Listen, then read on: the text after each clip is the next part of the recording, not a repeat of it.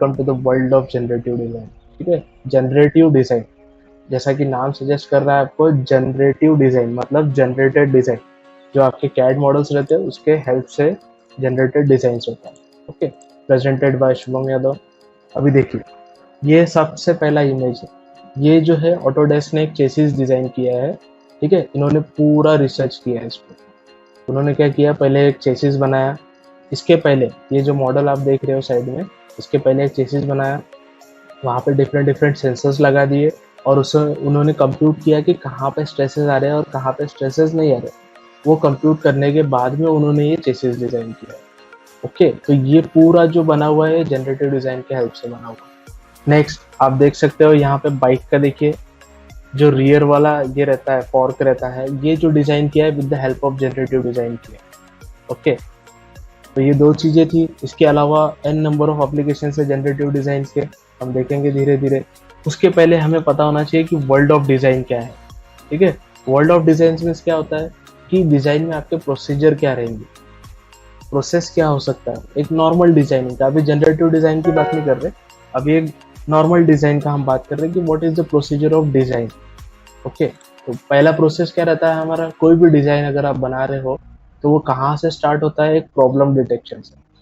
Suppose आप अगर अभी नागपुर में बैठे हुए हो, आपको लग रहा है कि यार यहाँ पे जो कंडीशन है कोविड की, उसके हिसाब से हमको फेस मास्क की जरूरत है। तो वो क्या हो गया, एक प्रॉब्लम डिटेक्शन हो गया कि face mask is our problem. So problem detect कर लिया हमने। अब क्या करेंगे, हम उसके कंसेप्ट बनाएंगे डिफरेंट डिफरेंट कि फेस मास्क कैसा होना चाहिए, उसका शेप कैसा होना चाहिए, उसमें ऑक्सीजन सप्लाई प्रॉपर होना चाहिए। ओके, तो वो क्या हो गया हमारा कंसेप्ट जनरेशन। जैसा कि आप यहाँ पे देख सकते हो, एक मोबाइल पाउच का एग्जांपल लिया है हमने। ये डिफरेंट डिफरेंट हैंड स्केचेस है। कंसेप्ट वाला जो फेज रहता है, यहाँ पे आपका हैंड स्केचिंग ही आता है। ओके, तो डिफरेंट हैंड स्केचिंग करके आप कंसेप्ट जनरेट कर सकते हो। देन नेक्स्ट जो रहता है वो कैड मॉडलिंग फेज रहता है। आपका एक बार कंसेप्ट रेडी हो गया कि हाँ ये मेरा मॉडल जो है वो इस तरह से रहने वाला है, ये फाइनलाइज है, तो आप क्या करते हो, उसका डिजिटलाइजेशन करते हो। डिजिटलाइजेशन मीन्स क्या करते हो, आप कैड मॉडल बनाते हो with the help of different CAD modelling softwares. Then आप क्या करते हो, उसका वैलिडेशन करते हो। वैलिडेशन मीन्स क्या है, एनालिसिस करते हो या तो ऑप्टिमाइजेशन करते हो। ओके, तो ये जो रहता है ये हमारा एक बेसिक प्रोसेस रहता है। जब हम डिजाइन करते हैं तो ये चीजें हमें पता होनी चाहिए। देन सबसे पहला क्या देखे हमने, डिटेक्शन ऑफ प्रॉब्लम। प्रॉब्लम कैसा डिटेक्ट कर सकते हो।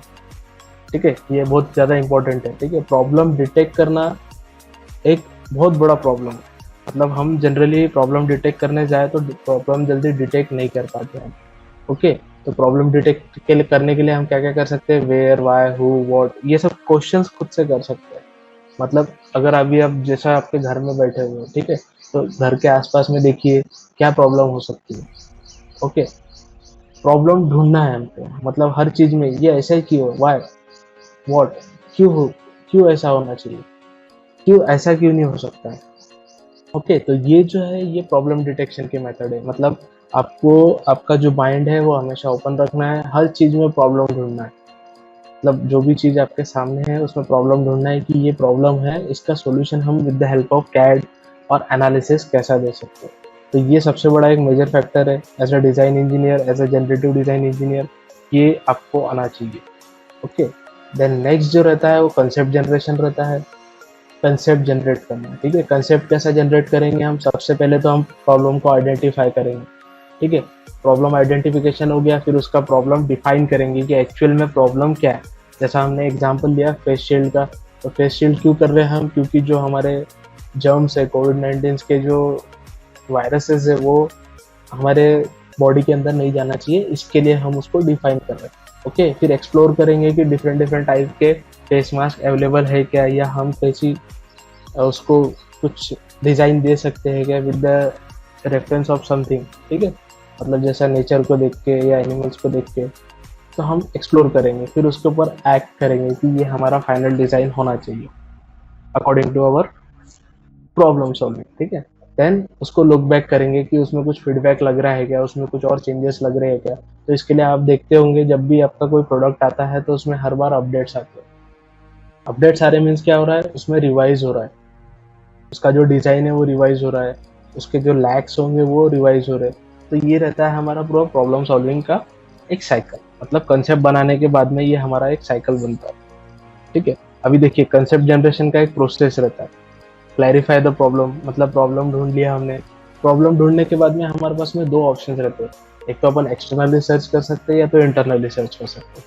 अभी ये थोड़ा सा थेरोटिकल पॉइंट ऑफ व्यू है। एक्सटर्नली सर्च करना मीन्स क्या है, lead users, experts, patents, literature, benchmarking. मतलब हम सीधा सिंपल भाषा में बोले तो गूगल पे जाके सर्च कर सकते हैं जो भी अपना प्रॉब्लम है उससे रिलेटेड, कौन से पेटेंट्स बने हुए हैं, कौन से मॉडल्स बने हुए हैं, कौन सी मशीन डिजाइन है, अगर नहीं है तो हम किस तरह से कर सकते हैं, वो जो डेटा है अवेलेबल नेट पे उसके हेल्प से। और नेक्स्ट जो रहता है टाइप, वो इंटरनल वाला रहता है, सर्च इंटरनली। इंटरनली में क्या होता है, इंडिविजुअल मेथड और ग्रुप मेथड। जैसा अभी हम जो है हमारे घर घर में बैठे हुए हैं तो अपन कैसा, अपन ग्रुप मेथड में वर्क कर रहे हैं, इंटरनल सर्च कर रहे हैं ना, अपन डिजाइन के सॉल्यूशन देख रहे हैं इंटरनली।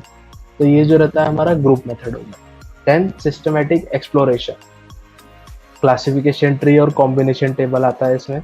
मतलब एक्सप्लोर किस तरह से कर रहे हो, आपका जो प्रॉब्लम है आप उसको कितने जगह पे एक्सप्लॉइट कर रहे हो, उसको चेक कर रहे हो कि कहाँ कहाँ उसका एप्लीकेशन हो सकता है। ओके, देन लास्ट रहता है रिफ्लेक्ट ऑन द प्रोसेस। आपको प्रोसेस देखना है, आपका प्रोसेस अकॉर्डिंगली जा रहा है, कंसेप्ट के अकॉर्डिंग जा रहा है या नहीं जा रहा है। नहीं तो पता चल रहा हम फेस शील्ड बनाने जा रहे हैं और हम बना दे रहे हैं मास्क, है ना। फेस शील्ड डिफरेंट है, मास्क डिफरेंट है, फेस मास्क। तो ये दो डिफरेंट डिफरेंट थिंग रहती है। ओके, तो ये कंसेप्ट जनरेशन में आता है। देन नेक्स्ट जो रहता है कैड मॉडलिंग रहता है। अभी देखिए कैड मॉडलिंग के लिए आपके पास में बहुत सारे वेरिएंट्स है, सॉफ्टवेयर अवेलेबल है। जैसा अभी ऑटो कैड हो गया, इन्वेंटर हो गया, क्रियो हो गया, देन सॉलिड वर्क हो गया, कैटिया हो गया, सॉलिड एज हो गया। इसके अलावा फ्रीवेयर सॉफ्टवेयर भी रहते हैं जो हमने इंक्लूड नहीं किया है। फ्रीवेयर सॉफ्टवेयर में आता है फ्री कैड आता है आपका, ऑनशेप आता है, देन ब्लेंडर है। ओके, तो डिफरेंट डिफरेंट सॉफ्टवेयर रहते हैं जिसके हेल्प से हम क्या करते हैं, कैड मॉडल बनाते हैं, 3D कैड मॉडल बनाते हैं। ओके, देन नेक्स्ट फेज जो आता है हमारा वैलिडेशन और ऑप्टिमाइजेशन होता है। ओके, एनालिसिस, एनालिसिस करना मतलब क्या है, वैलिडेशन करना है, और ऑप्टिमाइजेशन करना मतलब क्या करना है, to reduce the weight of that object. But object का वेट तो रिड्यूस करना है लेकिन डिजाइन भी हमारा सेफ होना चाहिए। इसके लिए हमारे पास में डिफरेंट अवेलेबल है, एनसिस वर्कबेंच है, हाइपरमेश है, कॉन्सोल मल्टीफिजिक्स है, सॉलिडवर्क्स सिमुलेशन है, कैटिया सिमुलेशन रहता है, एनएक्स नेस्ट्रन रहता है, देन एमएससी पैटर्न रहता है, और इसके अलावा भी बहुत सारे मॉड्यूल्स है एनालिसिस के लिए। ओके, और इसी एनालिसिस टूल बार में आप ऑप्टिमाइजेशन भी कर सकते हो। ओके, तो ये जो प्रोसेस है हमारा, ये प्रोसेस था हमारा डिजाइन का।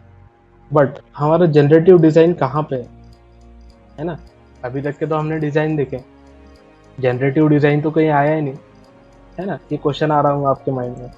तो देखिए जनरेटिव डिजाइन कहाँ आता है, डिटेक्शन ऑफ प्रॉब्लम के टाइम पे भी नहीं रहता है, कंसेप्ट में भी नहीं रहता है, कैड मॉडलिंग में भी नहीं रहता है, एनालिसिस के वक्त में हमारा जनरेटिव डिजाइन आता है। ओके, कैड मॉडल बनाने के बाद में आपको यहाँ पे कंस्ट्रेंट्स देना पड़ता है, डिफरेंट डिफरेंट कंस्ट्रेंट्स। उसके बाद में आपके जो जनरेटेड डिजाइन है वो बनते हैं यहाँ। ठीक है, मतलब एक तरह से क्या है, ये ऑप्टिमाइजेशन का पैरेलल प्रोसेस है। मतलब यहाँ पे वेट रिडक्शन ही हो रहा है। जनरेटिव डिजाइन मतलब ऐसा कोई यूनिक कंसेप्ट नहीं है कि यार इसमें जस्ट अपन ने पैरामीटर्स डाले और मॉडल जनरेट हो गया, ऐसा नहीं। मॉडल हमको बनाना है बट उसमें कौन सा ऑप्टिमाइज शेप हो सकता है with reference to manufacturing processes, वो हमारा जनरेटिव डिजाइन रहता है। ओके, देखिए मॉडल दिख रहा है आप लोगों को, ये डिफरेंट डिफरेंट मॉडल है। देखिए सबसे पहला मॉडल जो है हमने बनाया क्या, ये वाला मॉडल जो आपको टॉप लेफ्ट कॉर्नर में दिख रहा है। देन उसका जनरेटिव डिजाइन में ये 3 वेरिएंट्स मिले अपने को। जब जनरेटिव डिजाइन हमने उसमें मॉड्यूल अप्लाई किया, आर्टिफिशियल इंटेलिजेंस अप्लाई किया, तो ये 3 मॉड्यूल्स उसने एज अ रिजल्ट दिया अपने को। तो ये तीनों मॉड्यूल्स में से हम कोई भी एक फाइनलाइज कर सकते हैं फॉर आवर डिजाइन पर्पस। और ये जो रहते हैं, ये जो मॉड्यूल्स है, ये अकॉर्डिंग टू योर रिजल्ट्स, मतलब जो भी आपने कंस्ट्रेंट्स दिया है, उसको बाउंड्री कंडीशंस दिया है, उसके हिसाब से ये जो है ये सेफ रहते हैं। ओके, आप ये भी देख सकते हो राइट साइड में एक एग्जांपल। अभी देखिए एकदम सिंपल ज्योमेट्री है और यहाँ पे देखिए कितने सारे वेल्डिंग्स आ गए। ये जो है ये स्टिफनर जो दिख रहे हैं और यहाँ पे होल दिख रहा है आपको हर एक प्लेट पे। तो ये बहुत ज़्यादा कॉम्प्लिकेटेड डिज़ाइन हो जाता है मैन्युफैक्चरिंग पॉइंट ऑफ व्यू, क्योंकि कैसा यहाँ पे वेल्डिंग्स बहुत ज़्यादा आ रही है। तो क्या किया हमने, जनरेटिव डिज़ाइन में मॉड्यूल को लेके गए, बाउंड्री कंडीशंस दिए। देखिए उसने सॉल्यूशन दिया, एक तो ये सॉल्यूशन है या तो एकदम राइट कॉर्नर वाला सॉल्यूशन है। तो दोनों सॉल्यूशन फिजिबल है और वैलिडेटिव है, मतलब एनालाइज किया है, डिज़ाइन हमारा सेफ है। तो आप इस तरह से भी आपका जनरेटिव डिज़ाइन का यूज़ कर सकते हो। ओके, अभी देखिए इंट्रोडक्शन टू जनरेटिव डिज़ाइन में क्या है, यहाँ पे देखिए एक प्रोसेस दिख रहा है आपको। यहाँ पे देखिए इटरेटिव फेज रहता है, डिज़ाइन टू प्रोडक्शन और प्रोडक्टिविटी इंक्रीजेस। और ये एक प्रोडक्ट दिख रहा है, ये प्रोडक्ट के लिए ये पूरा साइकिल बनाया हुआ है। अभी यहाँ पे क्या होता है, डिज़ाइन एक्सप्लोरेशन होता है। जनरेटिव डिज़ाइन में क्या हो रहा है, जनरेटिव डिज़ाइन जो हमारा मॉड्यूल है, आर्टिफिशियल इंटेलिजेंस का जो मॉड्यूल है, वो सर्च करता है डिफरेंट डिफरेंट वेरिएशंस के लिए। मतलब जैसा हमने वहाँ पे इनपुट दे दिया उसको 4 मटेरियल्स, एक steel, aluminium, then iron and brass. 4 materials दे दिया, 4 मैन्युफैक्चरिंग प्रोसेसेस दे दिए उसको हमने कि हम इसको प्रोड्यूस करने वाले हैं with the help of sheet metal, मतलब press tool, mould, then die casting और इंजेक्शन मोल्डिंग। ऐसा 4-5 हमने डिफरेंट डिफरेंट उसको मैन्युफैक्चरिंग ऑपरेशंस भी दे दिए। तो उसके अकॉर्डिंग वो क्या करता है, एक फाइनल डिज़ाइन रेडी करता है। एक नहीं करता है, मतलब नंबर ऑफ सॉल्यूशंस देता है, उसमें से फिर हमें सिलेक्ट करना पड़ता है कि हमारे लिए ये डिज़ाइन है परफेक्ट। डिज़ाइन टू मेक में देखिए बहुत सारे डिज़ाइंस रहते हैं, उसमें से हमने ये देखिए बहुत सारे रिजल्ट्स आ गए यहाँ पे। इसमें से क्या किया हमने, डिज़ाइन टू मेक के लिए एक रिजल्ट उठाया, हमको ओके लगा, फिर हमने उस पर एनालिसिस किया और फिर हमारा प्रोडक्शन पे चले गया। तो यहाँ पे क्या होता है, with the help of generative design हमारा जो प्रोडक्टिविटी रहता है वो इंक्रीज हो जाता है। वो कैसा इंक्रीज होता है, सबसे पहले एआई आ जाता है यहाँ पे, मतलब आर्टिफिशियल इंटेलिजेंस आ जाता है। तो उससे क्या होता है, हमारा टाइम रिडक्शन हो जाता है बहुत ज़्यादा प्रोसेस में। मतलब ऑप्टिमाइजेशन जब आप करते हो तो ऑप्टिमाइजेशन में क्या होता है, आपको एनालिसिस तक के लेके जाना पड़ता है आपका मॉड्यूल, फिर ऑप्टिमाइज करना पड़ता है, फिर प्रोसेस फिर से रिवर्स करना पड़ता है। मतलब कंप्लीट साइकिल आपका चलते रहता है। और साथ ही साथ क्या होता है, हमको वो एक प्रोटोटाइप बना के भी मैन्युफैक्चरिंग करके भी देखना पड़ेगा। ओके, तो वो टाइम ज़्यादा कंजम्पशन हो जाता है वहाँ पे। बट यहाँ पे कैसा एआई ड्रिवन प्रोसेस रहता है, तो हमारा टाइम बच जाता है बहुत ज़्यादा, क्योंकि हमको एन नंबर ऑफ रिजल्ट मिलते हैं according to our manufacturing processes.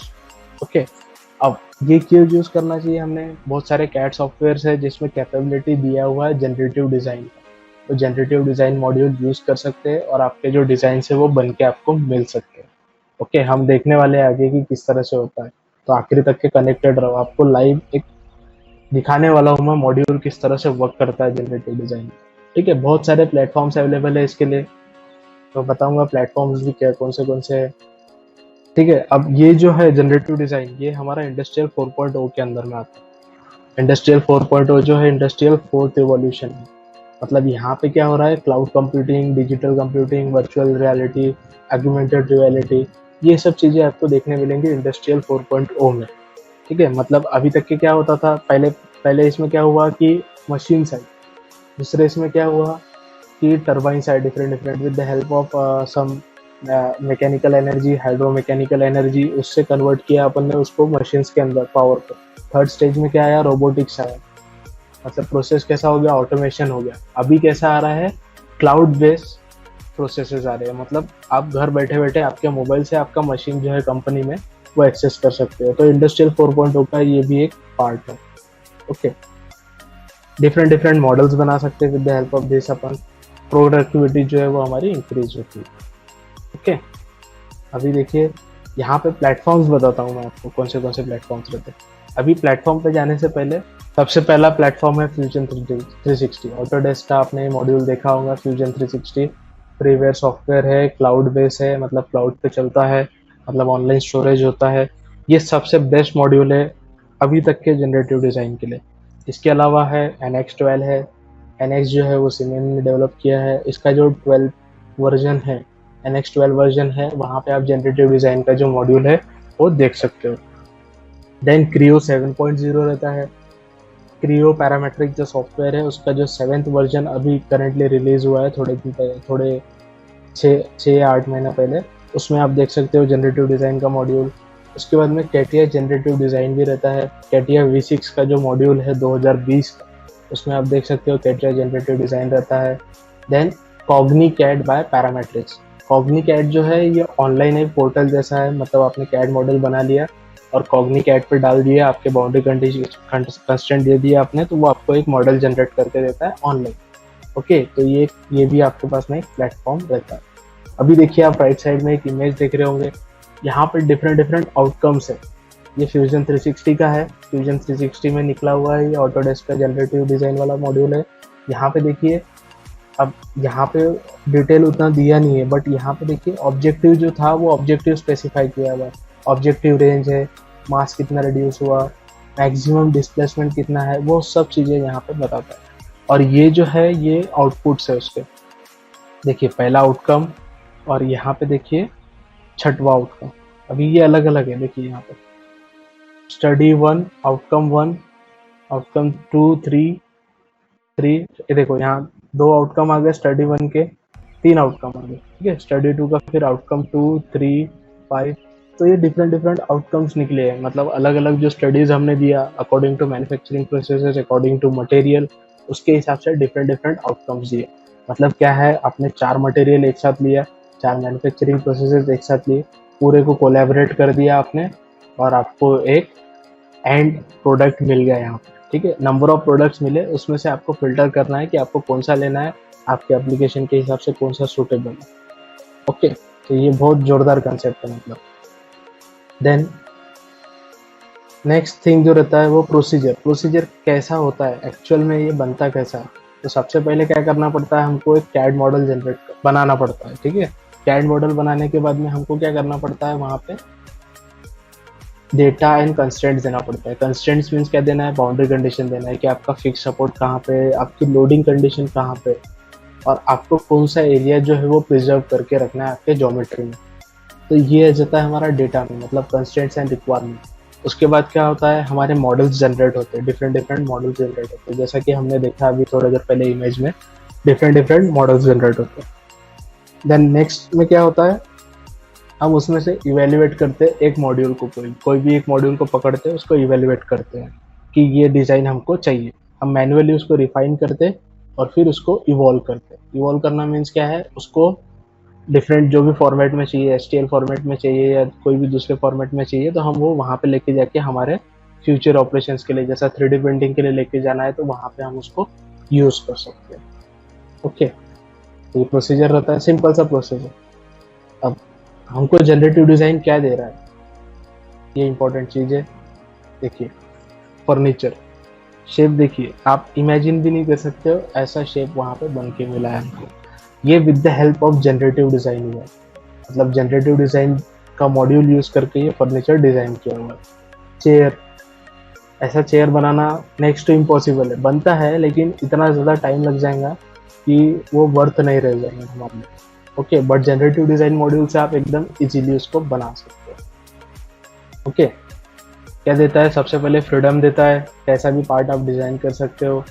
Then reduce weight, weight reduce हो रहा है तो हमारा क्या है, प्रोडक्टिविटी ऑटोमेटिकली इंक्रीज हो रहा है। देन मैन्युफैक्चरिंग एडेप्टिबिलिटी है, मतलब क्या है कि अगर मैन्युफैक्चरिंग पॉइंट ऑफ व्यू हमको डिज़ाइन करना है कोई पार्ट, तो हम वो भी कर सकते हैं। अभी ये कैसा है, 3D प्रिंटिंग मैन्युफैक्चरिंग एडेप्टेबल है, मतलब 3D प्रिंटिंग में आप इसको प्रिंट कर सकते हो, बट नॉर्मल CNC मशीन में आप नहीं बना सकते।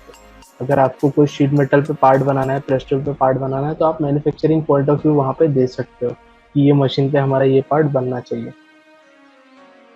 General design with reference to manufacturing processes, cycle time reduce करता है। अब क्या होता है, जो प्रोसेस है हमारा पूरा प्रोसेस कम हो जाता है, यहाँ पे रिड्यूस हो जाता है, तो साइकिल टाइम जो रहता है ऑटोमेटिकली डिज़ाइनिंग का हमारा रिड्यूस हो जाता है। ओके, देन लिमिटेशंस क्या क्या है इसके, लिमिटेशन एज सच कुछ है ही नहीं अभी फिलहाल में, लेकिन थोड़े बहुत हमें देना ही पड़ता है लिमिटेशंस। तो जैसा हाई एंड पीसी लगते हैं, अगर नॉर्मल पीसीज पे आप रन करने जाओगे तो वो पॉसिबल नहीं होता है। अब होता है रन, लेकिन टाइम कंजम्पशन जो रहता है, नॉर्मल पीसीज मतलब हाई एंड पीसीज पे 30 मिनट्स में हो जाएगा, तो यहाँ पे 2 घंटा 3 घंटा 4 घंटा भी आपका ले सकता है। तो इसके लिए थोड़ा सा एक लिमिटेशन है इसका। लास्ट टाइम कंप्यूटेशन रहता है, मतलब इसके इटरेशन जो है 1 घंटा 1.5 घंटा 2 घंटा चलते हैं, क्योंकि नंबर ऑफ रिजल्ट्स हमको यहाँ पे वो कंप्यूट करके देता है। ओके, तो कंप्यूटेशन के लिए, रिजल्ट्स के लिए टाइम थोड़ा सा लगता है। Generated design can not be executed if we do changes on it. अब इसमें क्या होता है, जनरेटेड डिज़ाइन में जैसा हमने एक फाइल जनरेट कर लिया, उसको सेव एज कर लिया हमने जो भी फॉर्मेट में चाहिए। अब अगर वो सेव एज फाइल को हमने कुछ एडिट कर दिया, थोड़ा बहुत उसमें रिप डाल दिया या एक आध पोर्शन हमको रिमूव करना था हमने रिमूव कर दिया, और फिर हम अगर जनरेटिव डिज़ाइन प्रोसेस फिर से अप्लाई करने जाएंगे तो वो पॉसिबल नहीं रहेंगे। ओके, तो ये थोड़ा सा उसका एक लिमिटेशन है। ओके, देन सबसे इम्पोर्टेंट चीज़ है जॉब अपॉर्चुनिटीज़ कहाँ का। जो भी चीज़ हम सीखते हैं हमको जॉब अपॉर्चुनिटीज़ उसके पीछे पता होनी चाहिए कि कहाँ पर है। तो फिलहाल में अभी देखिए जनरेटिव डिज़ाइन का उतना स्कोप इंडिया में नहीं है, मतलब उतना ज़्यादा पे आया नहीं है, बट फ्यूचर इसका बहुत ज़्यादा स्ट्रॉन्ग होने वाला है। क्योंकि अगर आपके अंदर कैपेबिलिटी है जनरेटिव डिज़ाइन की, मतलब क्या है, जनरेटिव डिज़ाइन ऑपरेटिव डिज़ाइन दे रहा है, टाइम बचा रहा है, और कैसा मार्केट में डिमांड कैसी है कि आपने एकदम यूनिक होना चाहिए। तो with the help of generative design आप यूनिक डिज़ाइंस बना सकते हो, सिंपल डिज़ाइंस को भी कन्वर्ट कर सकते हो यूनिक। तो कैसा होता है, ये फ्यूचर में आपको बहुत काम में आएगा। फ्यूचर में अभी हो रहा है कि 1 साल के अंदर भी आ जाए, 2 साल के अंदर भी आ जाए, या तो 6 महीने में भी आ सकता है, क्योंकि टेक्नोलॉजी का कैसा कोई प्रेडिक्शन लगा नहीं सकता है कि कब तक के वो आएंगी। बट टेक्नोलॉजी तो डेफिनेटली बहुत अच्छा बूम आने वाला है इसका। तो पहला सेक्टर जो है वो ऑटोमेटिव सेक्टर है, जैसा कि हमने देखे ऑटोडेस्क का। नेक्स्ट सेक्टर रहता है डिज़ाइन, चेयर्स का जो एग्जांपल देखे हमने वो प्रोडक्ट डिज़ाइन रहता है। मतलब कोई भी ऑटोमोटिव की कंपनी होगी, कोई भी प्रोडक्ट डिज़ाइन की कंपनी होगी, वहाँ पे आपको ये मॉड्यूल के ऊपर जॉब अपॉर्चुनिटीज मिल सकती है। देन टूल डिज़ाइनिंग, जैसा हमारा टूल डिज़ाइनिंग के सब्जेक्ट्स रहते हैं, रेस्टोर, मोल्ड, डीसीडी। तो मोल्ड के डिफरेंट कंपोनेंट जो है वहाँ पे भी आप जनरेटिव डिज़ाइन यूज़ करके मोल्ड के कंपोनेंट को ऑप्टिमाइज कर सकते हो। देन मैन्युफैक्चरिंग सेक्टर में, मैन्युफैक्चरिंग लाइन में बहुत सारे असेंबलीज लाइन्स रहती है, रोबोट्स रहते हैं वहाँ पे, तो वहाँ पे भी हम उसका जनरेटिव डिज़ाइन का यूज़ कर सकते हैं। देन रिसर्च एंड डेवलपमेंट, ये सबसे बड़ा सेक्टर है। मतलब आप R&D में जाना चाहते हो तो आपके लिए जनरेटिव डिज़ाइन मस्ट है, आपको आना ही चाहिए ये चीज़। देन नेक्स्ट जो रहता है एरोस्पेस सेक्टर है। एरोस्पेस सेक्टर में अगर आपने 2 kg 4 kg भी वेट कम कर दिया तो बहुत बड़ा एडवांटेज हो जाता है। तो अगर आपको जनरेटिव डिज़ाइन मॉड्यूल आता है, एरोस्पेस का आपने कोई पार्ट डिज़ाइन किया है, तो आपकी प्रोडक्टिविटी ऑटोमेटिकली इंक्रीज हो जाती है कंपनी। देन मेडिकल सेक्टर में एप्लीकेशन रहता है इसका। प्रोस्थेटिक लेग्स जो लगाते हैं हम, एक तरह से वो जनरेटिव डिज़ाइन से बनेंगे। मतलब हमारे बॉडी का जो वेट है वो नी जॉइंट पे आ रहा है, हमने प्रोस्थेसिस बना दिया एक लेग का, तो वो बाउंड्री कंडीशंस देख के हम यहाँ पे बना सकते हैं। ओके, तो ये तो हो गया सेक्टर। लेकिन हमको क्या क्या आना चाहिए इसके लिए, है ना। हमारे अंदर स्किल्स क्या होने चाहिए। जॉब अपॉर्चुनिटीज तो पता चल गई, हमको मॉड्यूल भी आता है, लेकिन उसके अलावा क्या चाहिए हमको, इनोवेटिव स्किल चाहिए। मतलब आपको पता होना चाहिए कि इनोवेट किस तरह से करना है चीज़ों को, डिफरेंट चीज़ों को। थेरी नॉलेज चाहिए। थेरी नॉलेज थोड़ा सा इंपॉर्टेंट है, क्योंकि अगर मैन्युफैक्चरिंग प्रोसेसेस जब हम अप्लाई कर रहे हैं वहाँ पे, तो हमको पता होना चाहिए कि मैन्युफैक्चरिंग प्रोसेसेस किस तरह से हो रही है, इसके लिमिटेशंस अगर कुछ है मैन्युफैक्चरिंग प्रोसेसेस के तो वो पता होना चाहिए। ओके, मैन्युफैक्चरिंग प्रोसेसेस पता होना चाहिए। फिलहाल में जो आपने इनोवेटिव टाइम दिया आपके प्रेजेंटेशन के लिए, वो थैंक यू उसके लिए।